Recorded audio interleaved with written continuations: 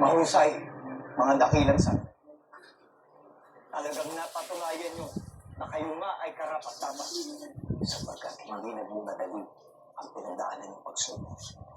Hindi rin madali ang mag-isip, magtiwala sa sarili, sa inyong mga samahan, lalo na't sa bingit ng kamatayan.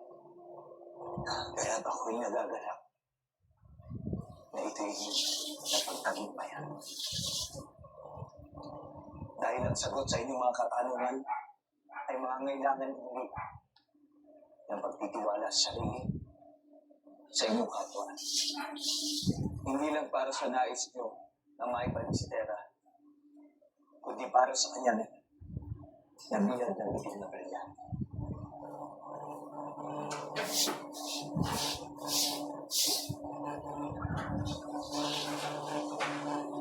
Nagtagumpay tayo sa kanyang pagsubok. Ngayon sabihin mo sa amin, paano namin may babalik ang Eve Trinitaire sa kanyang katawan?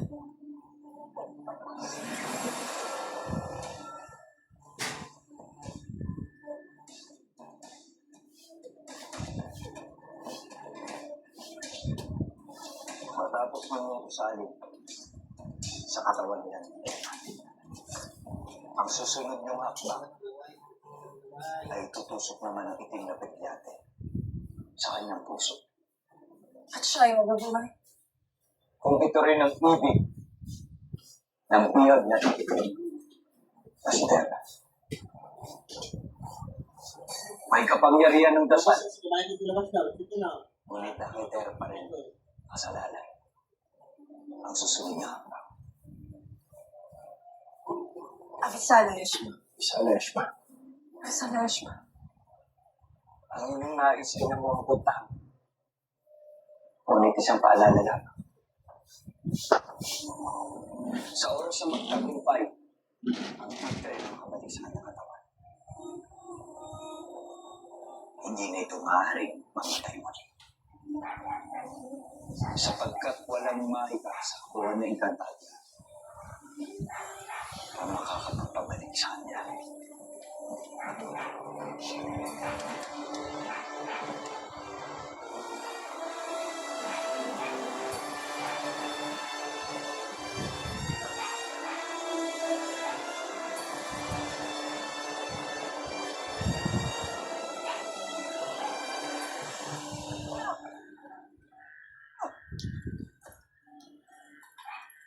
Walang galang inyong mga kawan! Isang kalapisan! Ang ako'y sa pilitang isama rito! Isang kalapastanganan sa pinuno ng kanseho! Ikaw ang masakit na kasangan! Ano ang pinagsasabi mo? Maritin mo lang ba ang taratang mo sa akin? Mahal na kara!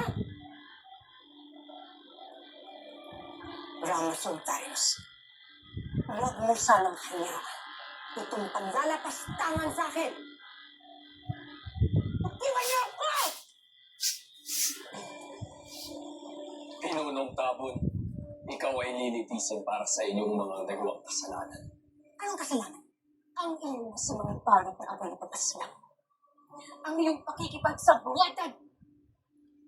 Isang napasiyang at naglagas. At ang iyong pagpapakitin sa kanya upang maitago ang katotohanan. Itinatanggi ko ang iyong mga parata. Batid po. Kaya mo ginagawa itong mga lahat ng palabas na ito upang ako ay mapatansi sa pagiging punong konseho.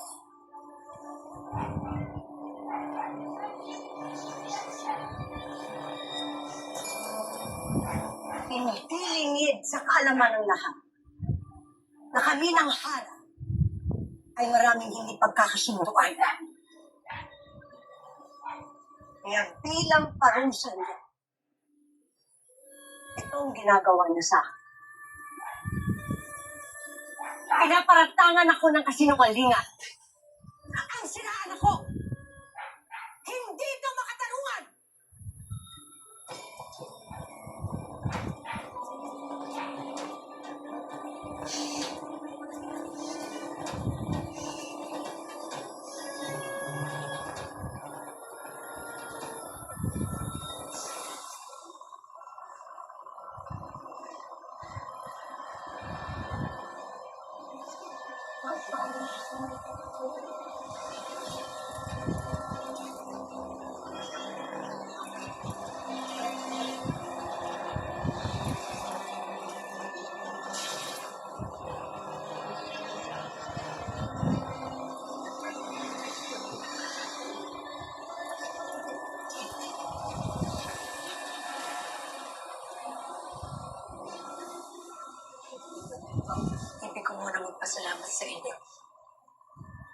Adamos, Flamara, Bea, sa inyong kagitingan, sapagkat pinatunayan ninyo sa amin na tunay ang pagmamalasakit at pagmamahal ninyo para sa aking anak.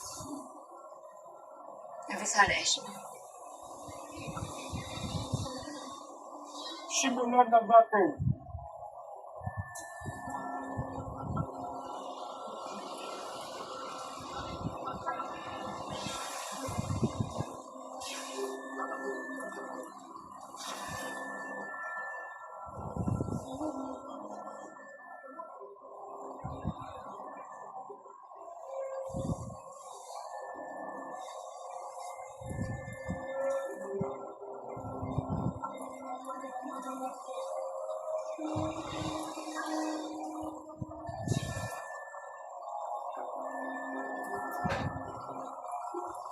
Sa kapangyarihang nananalaytay sa itim na brilyante. Mula sa basbasang pantas ng balas. Ikaw ay inuupos ang palayain. Ito'y naibibihag. At hayaan siyang bumalik sa kanyang katawan. Mula sa mga salita at mahiwagang pluma ng pantas ng balaang. Buksan ang iyong haligi upang makalabas ang sangre.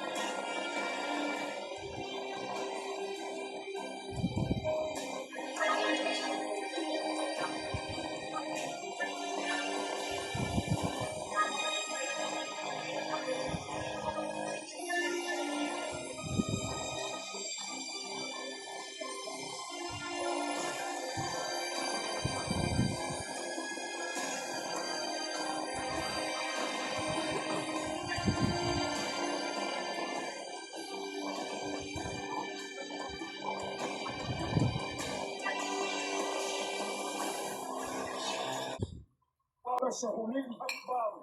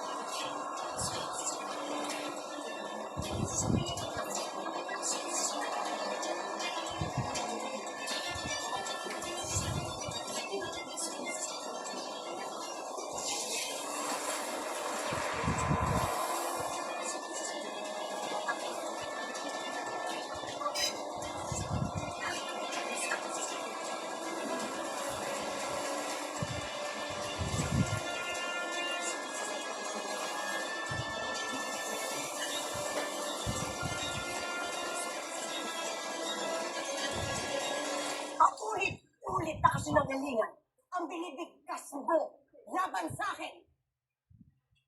May katiting na patunay wala kayong mapakita. Kaya palayain niyo na ako.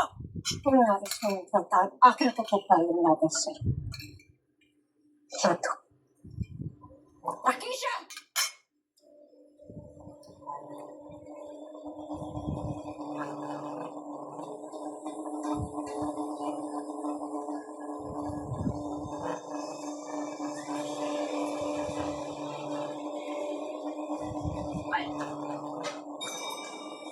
Nakita ito sa kanyang sulong.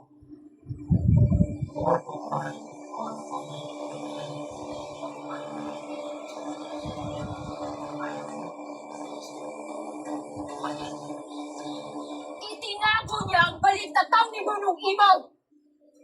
Ang makapangyarihan ng tungkod na nagpapakita sa lahat ng nakarating sa loob ng Kantadya.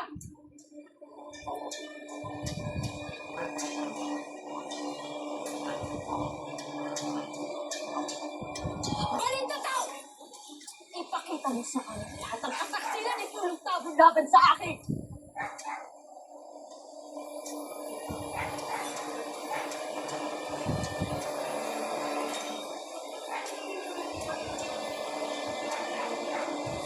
Kaya nga mas madali ng talusin ang tunay na sumpa sa loob ng kaharian nang hindi na tayo pagbibintangan. Sa ganon, siya Darius na naman ang tanging makahari.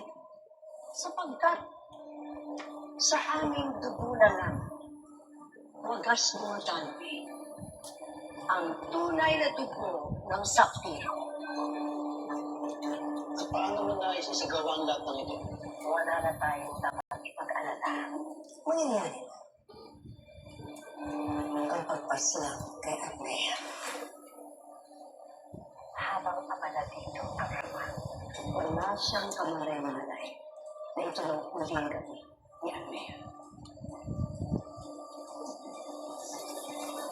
Upang maitago niya ang kanyang mga kasalanan, ay inutos niyang nakawin ang balita tao.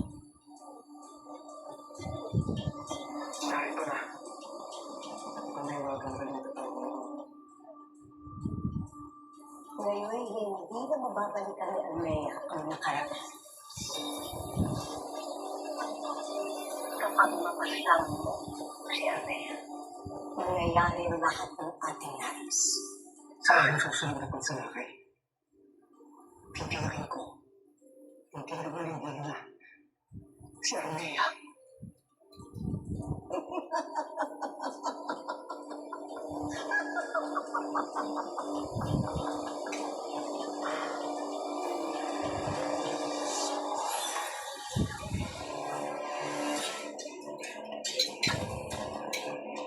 Ano na yan?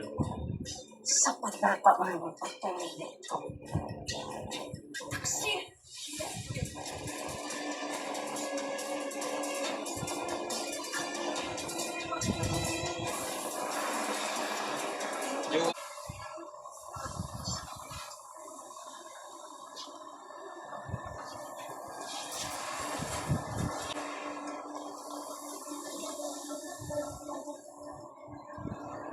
Ano nangyayari, Ada?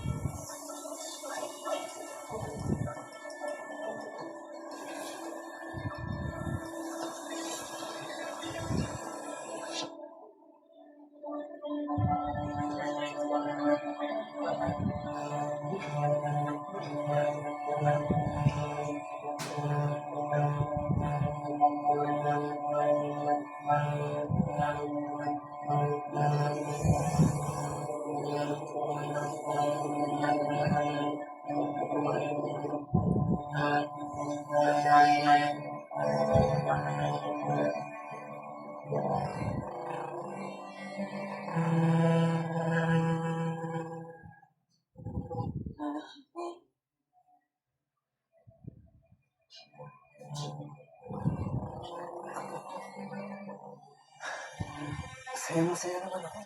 Nakita tayo ulit. Alam mo ba? Namiss ka na namin ng nanay mo, ano mo. Mamay na tayo. Halika na.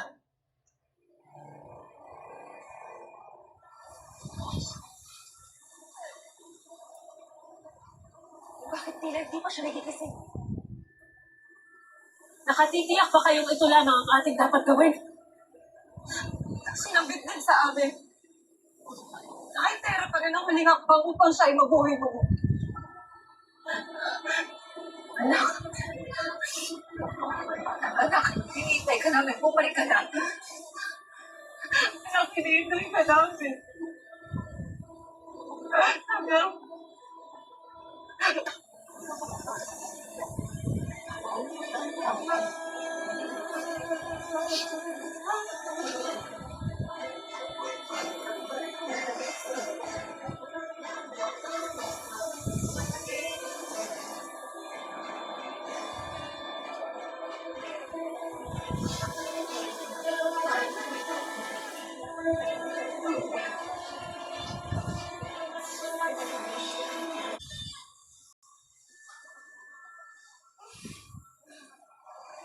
ibang hakbang pa bang sinasabi si Nelly? Yun lang ang aming alam, ate.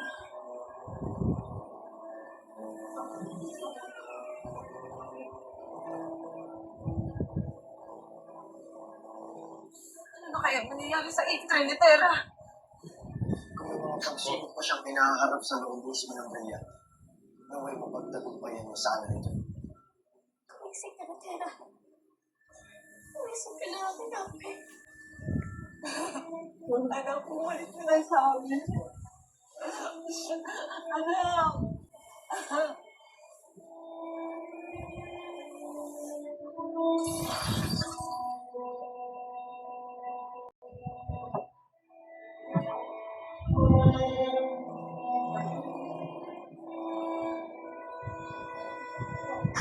Tapos na ang mission mo sa Encantadia.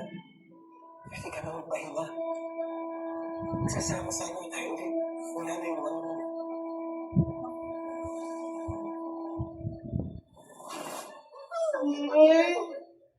Ano siya?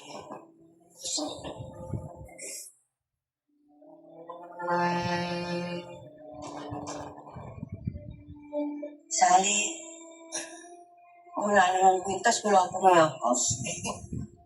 Ano yung pag-birthday mo?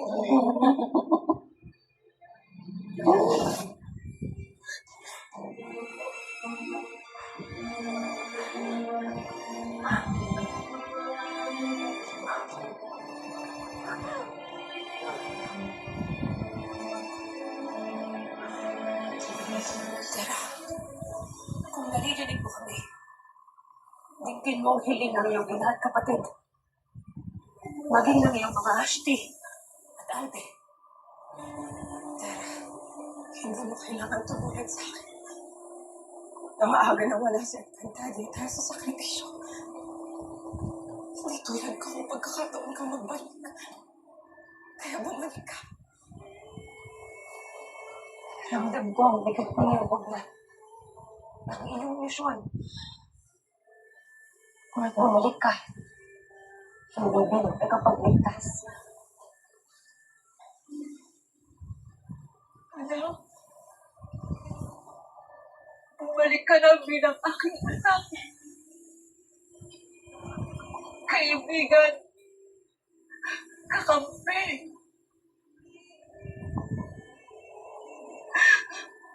Kailangan kita. Kailangan ka namin lahat. Hinihintay ka na namin, anak, hindi dahil sa misyon mo bilang sakre. Kundi dahil mahal ka namin. Anak.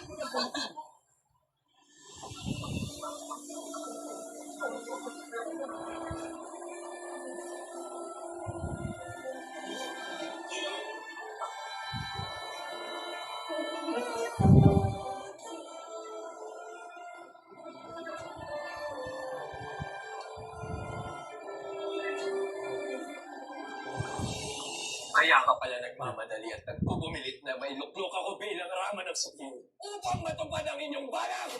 Naman ko po ang masaya. Ang bagay pa, kasama ko lang sa inyo ngayon.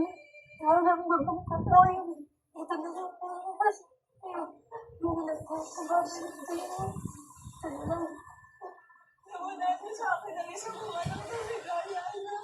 At hindi ko napatid kung kakayanin ko magpabuhay kung patigil ko ay wala na sa akin. Hindi maaaring mangyari ang aking nakita.